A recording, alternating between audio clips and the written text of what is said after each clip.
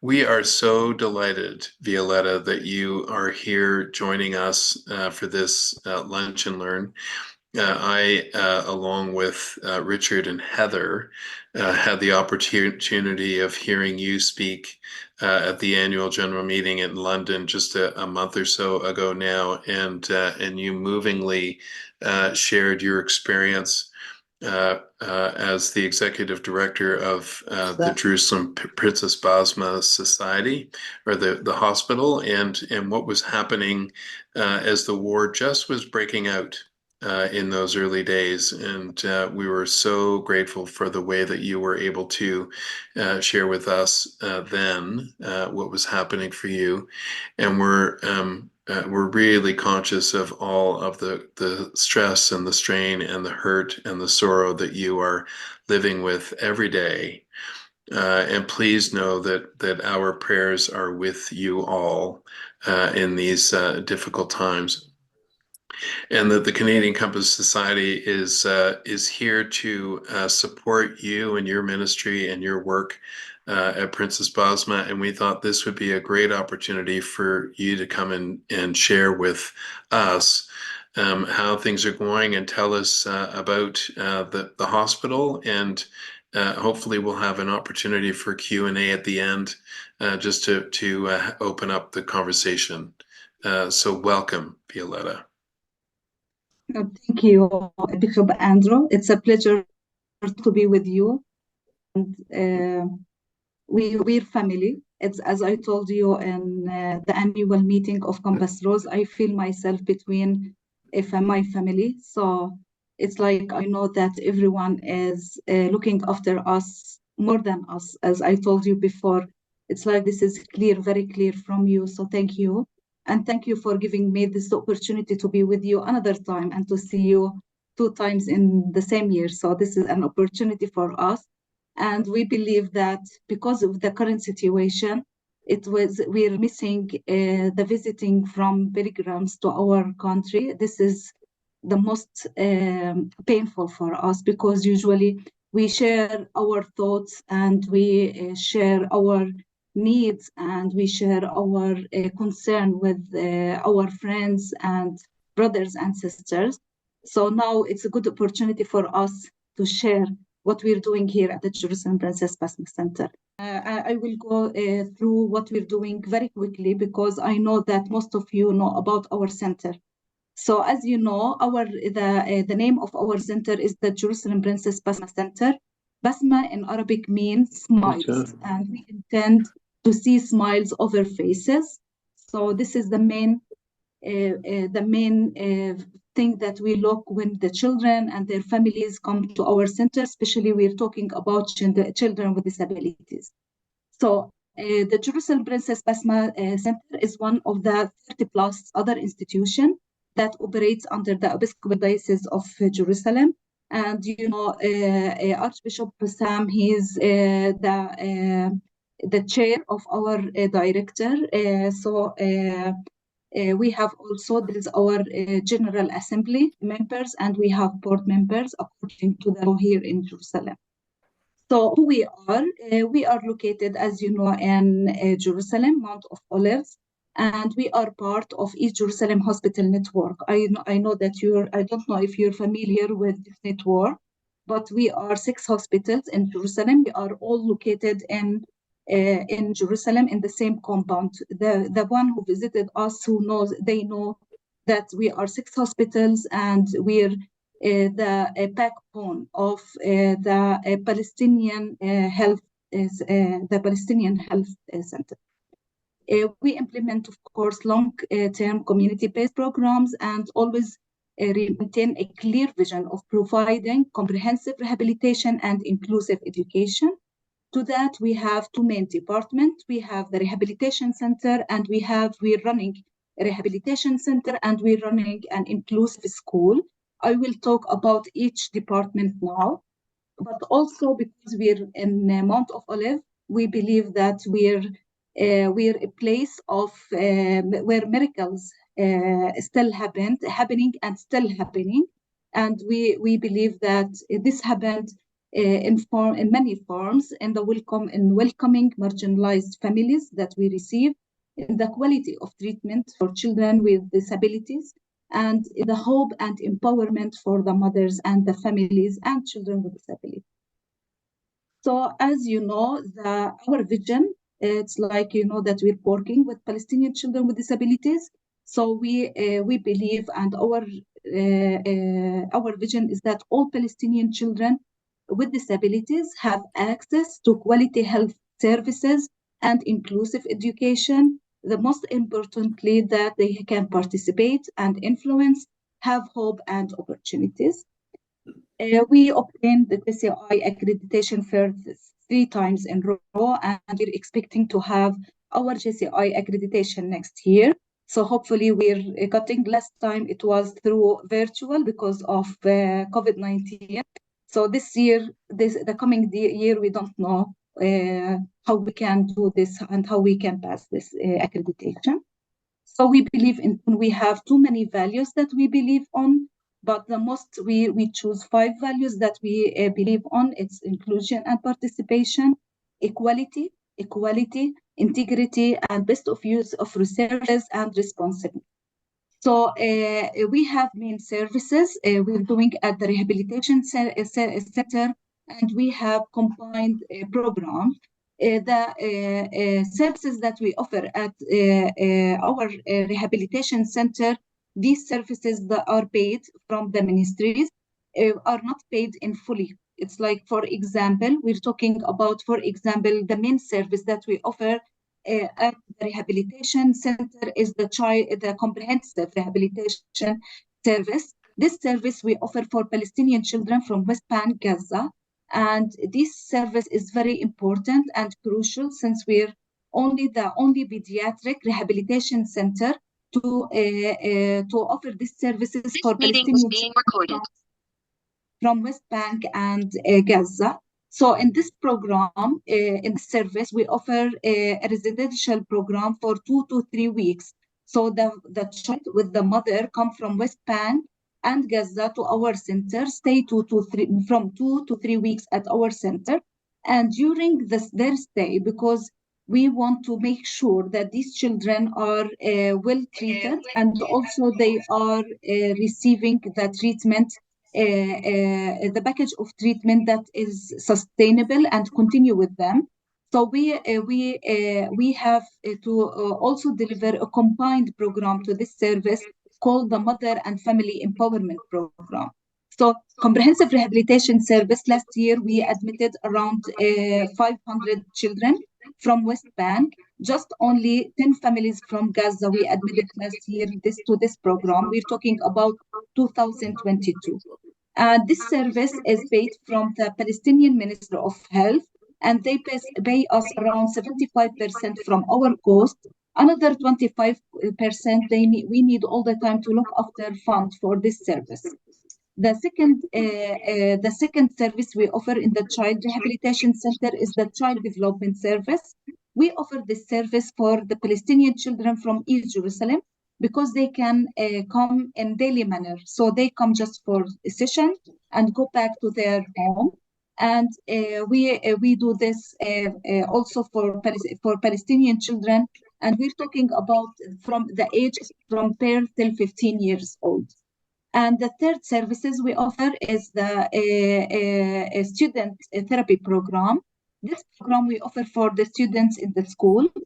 I will talk about the school, but we have a school, we run a school, and this school we have around 426 students last year. 1/3 of these students are students with disabilities. So they would receive education and rehabilitation services in the same place. So I start to talk about the services, and as I told you, the combined programs are not covered. So all the time we're looking for funding for these crucial programs. So the cycle of the treatment for children in the comprehensive manner started in the community. So we have outreach program and we have outreach team that they would visit the community. and they assist the children in their community because it's a matter of access. Because it's not easy for children from West Bank in the first time to come to Jerusalem. It's a matter of access to Jerusalem. They are not allowed. So we reach them in their community, in their home. We assist the children in the community, and we refer who needs more referral to our center. So we facilitate for them having their permits to come to our center. So this program is not covered from the Palestinian Minister of Health. So all the time we rely on funds for this program, the outreach program. For example, last year we assessed around 1,300 child. We refer two-thirds of them to our center, but so far we treated 500 children last year. And when we go to the other program, it's the Mother and Family Empowerment Program. This program is very crucial to our work because we believe that the first person that we need to work with is the mother, because she's the first one is claimed because she has a child with disability, and she's the main resource for her child. She's the one who's follow up with her child. So we have this program called Mother and Family Empowerment Program. In this program, we offer and we give our services and we train the mothers to be a shadow therapist for their children. So the mother in her discharge day, she has with her a home therapy program. She follow up in her home because we cannot reach, as I told you, we are the only pediatric center that we offer this service for Palestinian children from West Bank. So we don't have the capacity to fulfill all the need in the West Bank. What we do, we train the mother, we admit the child to our center. We train the mother how to do the therapist for her child. In her return back to her home, she continue the treatment of her child. And the second pillar in this program is psychosocial. As I told you, the mothers all the time are blamed in West Bank. They are blamed because they have children with disabilities. So we all the time have this psychosocial support for the mother. And we also encourage the mothers to talk to other mothers, to shortening the path for other mothers, because it's accepted more than from mouth to mouth. From mother to mother, it's more accepted for the families. The third pillar is the education pillar for the mothers. And it's very important because we're talking about the well-being of the child, the well-being of the mother, about the importance of inclusion of the children in their community. It's very important. And during COVID-19, this program helped us too much. As you know, during COVID-19, we had to close for a while because we want to do the adaptation. So at that time, our team switched directly into virtual therapy program. To do this virtual therapy program or telemedicine, we start doing the sessions online. And we have too many success stories. For example, one of the families, they turned their home as a mock rehabilitation, a small rehabilitation center. So they start doing the sessions for their children. And it was easy for the family, and we didn't leave the children behind. It was easy for the families to continue the sessions for their children. The third program is the students from universities, this clinical training program, because we are resource center, so we're training the future therapists. So in their third and fourth year, they come to our center for their training, and for example, as a physiotherapist, occupational therapist, speech and language, social worker, pediatric doctors. So we train them. When we come to the statistics, in last year, in 2022, we treated 348 children from East Jerusalem into multiple and many admissions to our Child Development Center. 400 children from West Bank and Gaza, they are treated at our rehabilitation center in comprehensive rehabilitation due for 505 admissions, and 99 children with disabilities from West Bank and Gaza receive follow-up through virtual therapy program telemedicine. 99 students from a school, they receive their treatment at our rehabilitation center. 650 children with disabilities were assessed from our multidisciplinary team in the West Bank, and 597 97 children with disability were assessed in our partners in the community. As I told you that during the visits in the community, we assist children in the community. So this is our statistics for the 5 years. It's like 2,000 families benefited from the Mother and Family Empowerment Program. 6,000 children were assessed through the outreach program. 139 students from the Palestinian universities, they received their training in the clinical training program. So our inclusive school, as I told you, it serves the Palestinian children from just East Jerusalem, because it's we're located in Jerusalem, so we just serve Palestinian children who hold Jerusalem ID. And 1/3 of these students are students with disabilities.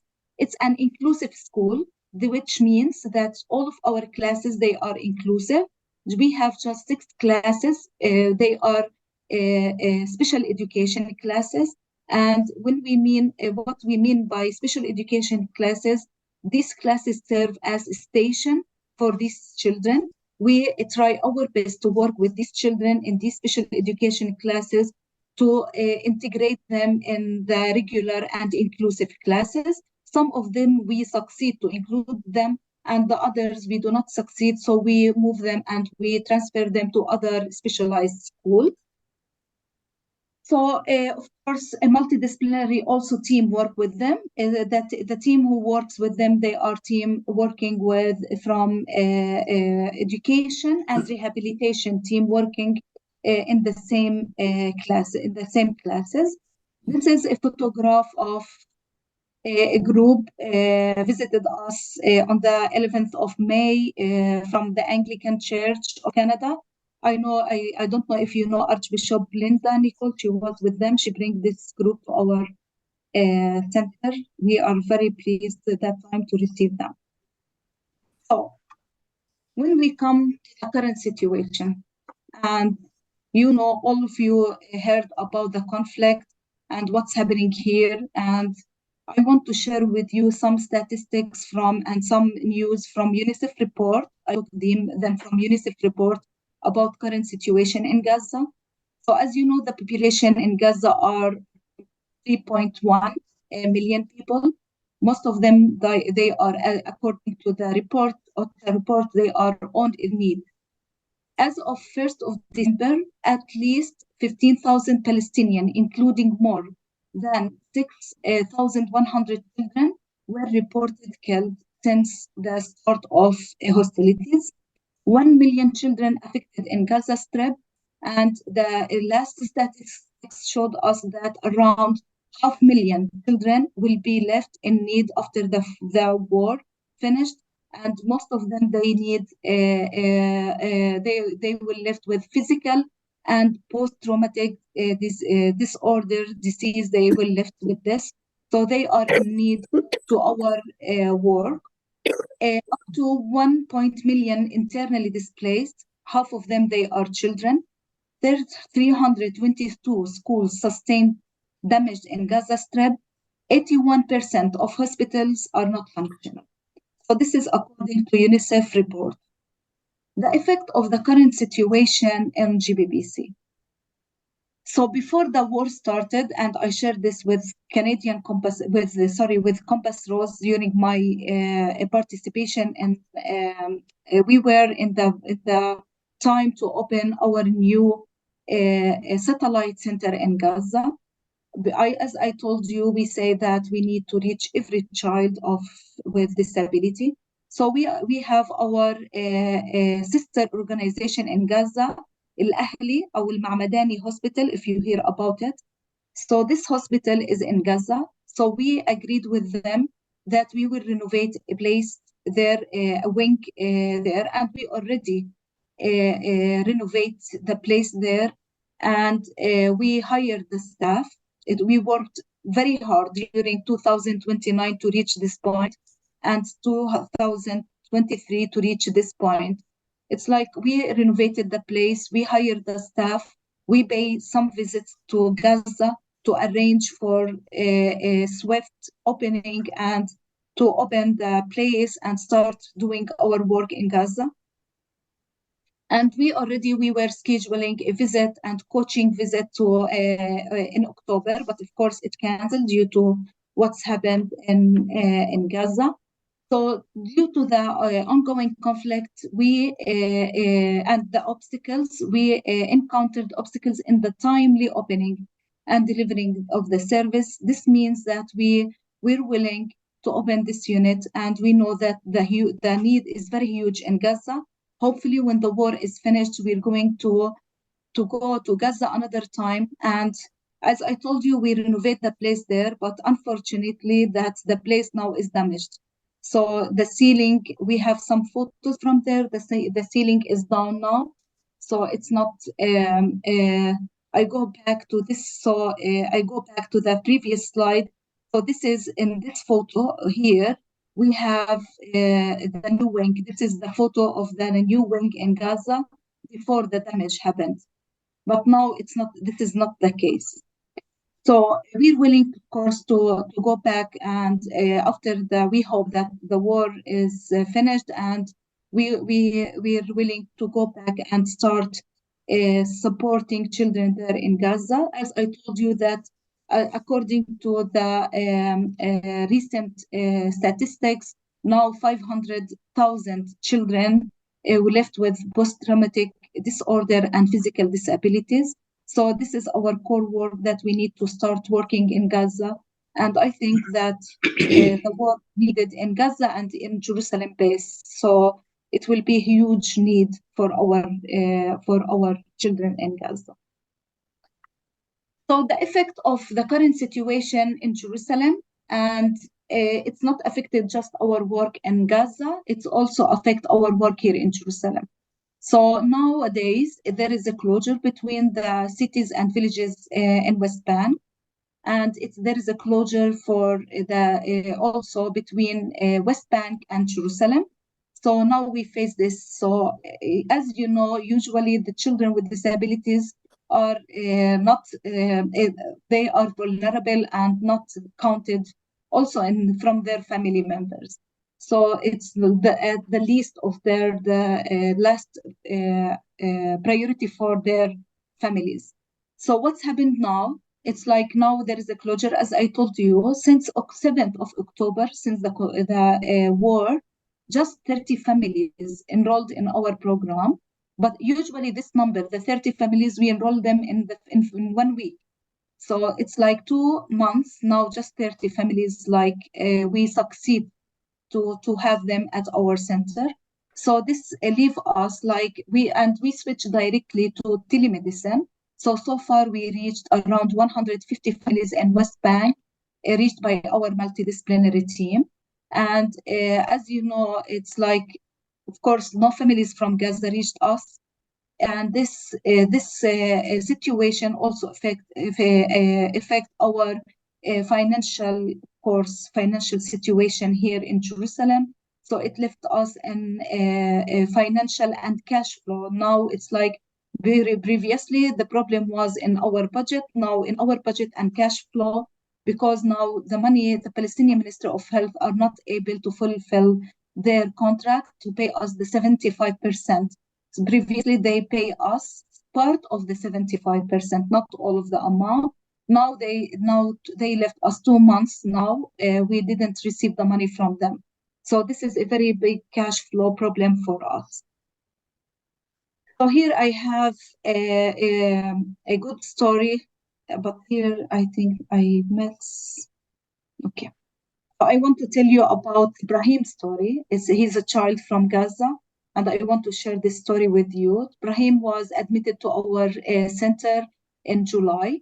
He was 5 years, or he's 5 years old, and we succeeded to admitted him to our center. And during the war, our clinical coordinator tried to call the family.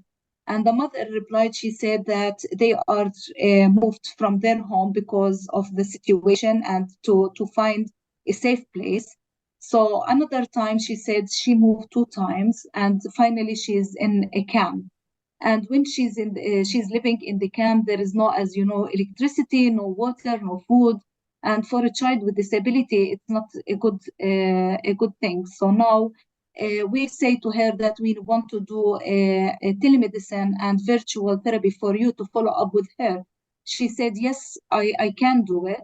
And when it's time, and we go and ask her, the team ask her to do the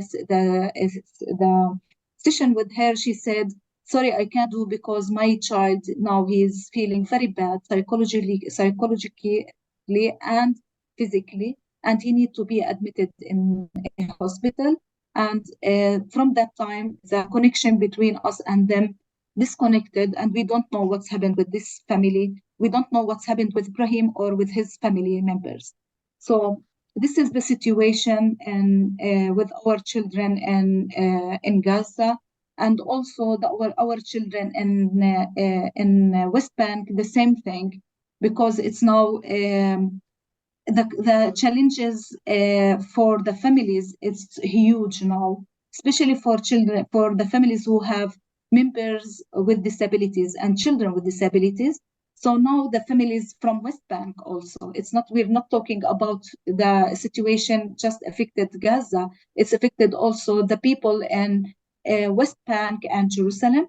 So the challenges for our families in West Bank, very bad financial situation with many jobs lost, because now there's a closure, no works in Israel, no works, no movement between cities and village, and everything is the Palestinian Ministry of Health. Now they are not paying the salaries for their staff members. So now this means that children with disabilities are not the main priority. It wasn't before, but now it will be at the end of the priorities for the families. Many are depressed and distressed and are struggling to continue their therapeutic plans, even when we are getting in contact with the families through telemedicine. The families say for us, okay, it's not, we don't care about this now. It's not our priority. We need to take care of our other children. So this, we start hearing these words. And many schools and kindergartens are closed. We're talking about West Bank, and some of them they turn to online, because also there is problem in some villages in West Bank. For example, today we have very bad situation in Kalandia, and we have very bad situation in Kalkilia. So these villages now are closed, and the schools are not running there, and this affects the cycle of the treatment of children with disabilities. The challenges for our center, they are many, but I will talk about some of them. So we have, as I told you, we will face a deficit in our cash flow. So we're expecting a huge deficit until the end of this year. Deficit in our annual budget. We will have, our staff are facing traveling problem. So all the time we have now some of our staff members, they cannot reach our work, their work, because, for example, Kalandia checkpoint, they say we open from 6 o'clock in the morning till 8 o'clock in the morning. So just 2 hours. Some of them, they cannot succeed to reach the checkpoint before the closure, you know. Sometimes they close before, sometimes they open after 6 o'clock. So we face this problem now and challenge. So some of our therapists, they cannot make it sometimes to the center. Our needs, they are many, of course, as usual. Of course, the top priority is the praying from everyone, but also we need support toward the deficit in our budget and our cash flow.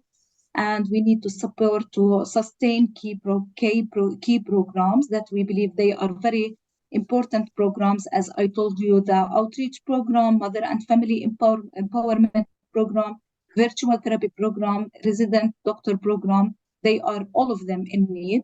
Support towards maintaining infrastructure. As you know, it's like we say that we have acute and chronic problem. This is from our chronic problem that we have all the time.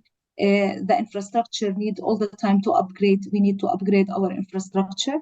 Support toward the building the capacities of our staff and in return, they build the capacities of our partners in the community. Support towards reaching more children, especially from Gaza. As I told you, we expect that many children will left with a huge need for our services. So we need fund towards reaching these children. Support to create an endowment to prepare for emergency, and this is very important for an organization like us living in Jerusalem with all of these circumstances and unsustainable conditions. So 1 year we say, okay, it's a good year. We manage ourselves. Next year we find ourselves in pandemic. Next year we find ourselves into political situation. So we have these unstable and circumstances. So sorry for being, I'll talk too very quickly and too much, but because I want to take the opportunity to tell you about everything. So we kindly ask you to pray for ourselves and to talk about, to raise the awareness raising towards our ministry to those who do not know us yet. And also thank you for your praying for us and being supporting us. Thank you. Thank you very much, Violetta, for that wonderful presentation. Perhaps if you want to take the slide down, we can have a conversation with the whole group and an opportunity for folks to ask questions or make comments. Would be wonderful. James. Thank you, Bishop. Violetta, an amazing presentation. Thanks so much. Under these wartime conditions, how do donations through the Compass Rose Society reach you? Yes, it can reach you through our bank account from Palestine account. So we have an account that they can come to. We have two channels. One channel through our bank account, and the other channel is through the Diocese of Jerusalem. Thank you. May I ask one other question? Yes. Given the needs arising from the war in Gaza, that will be obviously enormous, and how will you decide who to help? And given that the resources that you have available are always going to be less than the extreme needs. Yes. So as I told you, we were planning to open our new wing and satellite in Gaza to support these children. But now, as the need rise, and we know that, as I told you, 500,000 of children will left with post-traumatic disorder and also physical. So we know the need that it will be for physical, and because it's an urgent need after amputation, for example. So they need rehabilitation directly. They need these children needs rehabilitation directly. So we will give them the priority for these children. Thank you. I'm just wondering, under the wartime conditions, there's no disruption to the ability to flow money? No, don't That's have. good. Good. Bishop Phil. Well, thank you, Bishop. Violetta, thank you for that. That was the work that you undertake is totally extraordinary. And my question is not an intention to deflect from it, but it is a curiosity question for me. As folks know, the church in other parts of the world operate in a different way than our church does, and they have a number of institutions under the aegis of the Archbishop and the Diocese of Jerusalem that they're responsible for. And I wonder, since we've heard about it in our news on this side of the ocean, could you just say a word about the situation in our hospital in Gaza, the Ali Arab Hospital? And could you just give us a little brief understanding of how the bombing there has affected that particular ministry of the Episcopal Church there in Jerusalem? Yeah. So yes, Al Ahli Hospital is like other hospitals in Gaza. They received the first hospital, I think the first or second hospital that are bombed from this war, and many people are killed, as you heard in the news. And this, of course, affected because the bomb is in the yard and the entrance of the hospital, and it's affected some of the hospital facilities. For example, the administration is damaged in Al Ahli Hospital, and some part of Al Ahli Hospital is damaged.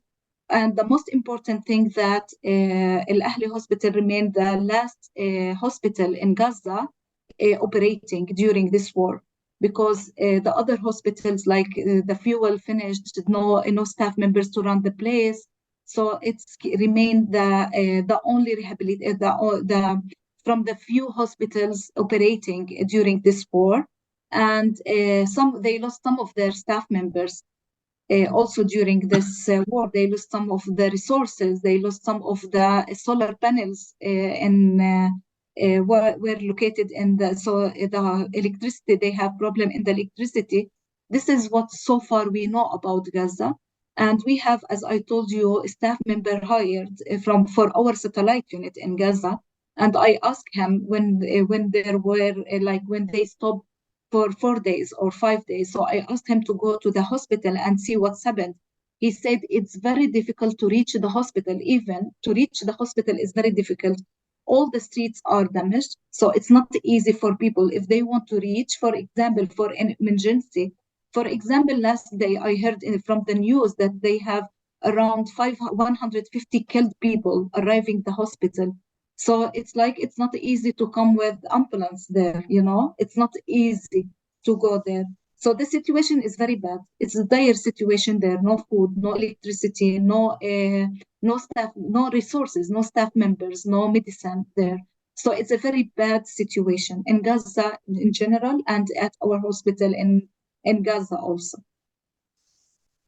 Thank you very much for that response, Violette. And also, I'm deeply concerned for Jerusalem Princess Basma Centre because of the horrific number of kids who just by assumption will have been injured physically because they have been bombed. I think you made reference to that in your presentation, and that the work that faces you in the future is going to be staggering.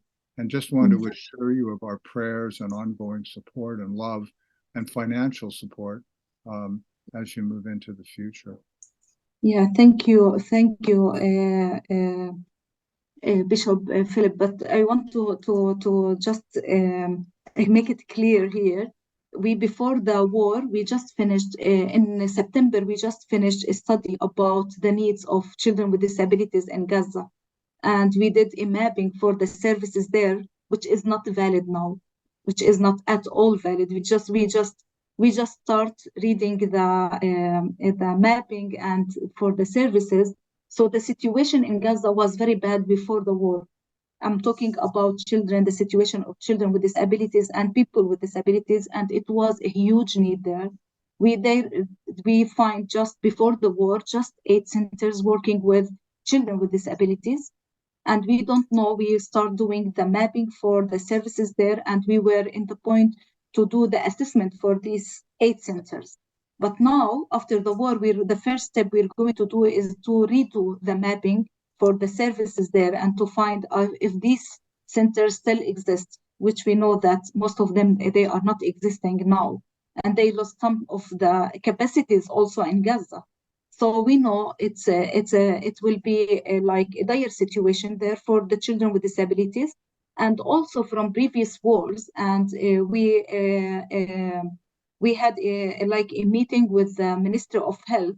We were talking about also transferring children with disability to abroad, for example, for the treatment. So, from our experience from previous wars, these children, they received their treatment abroad, and they, when come back to their community, they stop because they are not included in the community. So our advice was that we need to treat these children in their community. It's not easy to take a child to abroad to treat them and then bring them back to into their community, and they cannot do anything. It's just okay. It's just the person, we treat them, and when they come back to the community, they cannot find ways to include themselves in the community or the community to accept them. So it's not easy. So this is the recommendation from previous experience, that these children need to be treated in their community, in their hometown. So this we know very well, and we know it's not easy for families now after wars and after all of their loss to move from Gaza to another place, because now they face problems. So yes, it's like we know that the need is very huge, and we know that we need, like our center, we need like 100 centers to work with these children after war.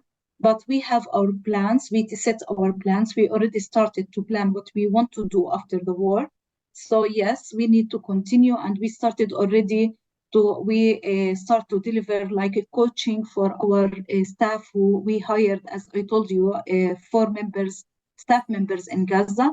So we need to work with them, and we start already searching for a pediatric doctor to be in Gaza with this staff, because now there is a need for a pediatric doctor to be with the staff there in Gaza. So yeah, it's like we need very to be very strong to continue and serve these children.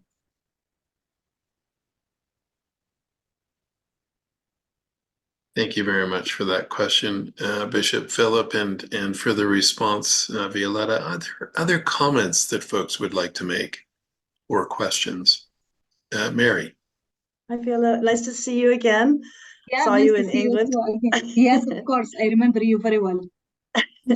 I'm just wondering, around the world there are protests at a lot of institutions, and I think we all are concerned about your own center in Jerusalem as well, and the safety of you and your staff and the families entering. And is there any kind of issues that you face as well, or do you have any safety concerns for yourselves? Yes, as I told you, we're caring about the safety of the families who come from West Bank to our center, because it's a long way for them. Some of the families, they report to us that they took them around 5 hours, for example, to reach our center. Previously, it's like 1 hour to reach our center. And moreover, now the checkpoints are closed for these families to pass by vehicles or by transportation. So they need to cross the checkpoint through walking. And imagine a family with child with physical disability to cross around 500 meters by walking, holding the child. Also, they are not allowed to move by a wheelchair. So they need to hold their children. So it's not easy for these families. So all the time we care about, and we have, because we're part, as I told you, we're part of East Jerusalem Hospital Network. So we all the time have this, we're talking too much with the authorities about to facilitate for these families. Sometimes we succeed, sometimes not. So we reach sometimes to the point, but even for the authorities, children with disabilities is not a priority. It's like they say for us, we will make we make it easy for the people who have cancer, for example, but we will not make it for these children. It's not a priority for the authorities. This is one thing. And the other thing, of course, about our staff, and I told you about the journey of our staff members. They say for us every day, it's like, thanks God we're safe. Because it's like take them a long way to come to, and they cross roads they didn't cross before, because there is a checkpoint, some closure between the villages and cities, so it's not safe also for our staff member. But all the time we say for them, you need to be in physical at our center. We need to overcome this situation. So we all the time, but also all the time we care about their safety. It's like case by case. We follow up case by case. So, for example, every day in the morning time, we spend around 1 hour just making sure that they are safe from where you're coming are you arrive, where you reach? It's like these words we start doing in every morning. So yes. Thank you for that question. I think we have time for one more. I'm curious, Bishop Violette, what happened to the patients who were in the hospital when the hospital was bombed? Obviously, there were patients in the hospital. Yeah. And then they bombed the hospital. So what happened to those patients? It's like they are affected, most of them they are affected, but inside the hospital, it's like the damage was outside the hospital, but inside not too much. It's like not the people who were affected, the people who were sheltering in the hospital, because it's like during the displacement, most of the families from Gaza, they sheltered in a safe place, as they thought that time, that this is a place where is working under a church. So they thought it's a safe place. So they were sheltering there. So the bomb is affecting the people who were sheltering in the hospital, but also the patient, they are affected because no electricity, the electricity cut, no people can reach the place. Most of the staff members, they are affected. So of course, this affects the patient in the hospital. Okay, thank you. Violetta, on behalf of this little assembly, electronic assembly, and you should know that we have folks from the Arctic, from the East Coast and the West Coast, and every point in between, are just in awe of what you and the rest of the staff do at the Princess Basma Centre every day, but particularly now, the kind of courage and tenacity and good care that you offer to families that are so vulnerable in such a disruptive and horrible situation and time. Praying especially for you and for everyone on the front line in this time of deep conflict. Please know that you are in our prayers, and we will be supporting you. Thank you. And I say that collectively, and every head on this screen will be bobbing up and down in affirmation, saying we are financially supporting you in this ministry, because it's vital. And just the images of the innocent ones in this conflict is heartbreaking. And we also know that it takes care like yours to build resilience. So please know that we are with you. And we look forward to another opportunity of seeing you either in this way, electronically, or in person. And we pray for peace in your land. Thank you. Thank you. Thank you, Bishop Andrew. Thank you. Thank you very much. Thank you for the It's much, information. yeah, it's much appreciated. And thank you another time for giving this opportunity for me. And usually I say that we take courage and hope from your eyes and from your thoughts and from your words. So thank you for this. Thank you. Every blessing to you, and thank you everyone for being a part of this call today. And please spread the word and invite those that you know to be a part of this in bringing some aid and assistance to Princess Basma and the Canadian Compass Rose Society. Thank you. Every blessing. Thank you for being a part of it. Thank you. Thank you. Take Bye. care. Bye-bye. Bye.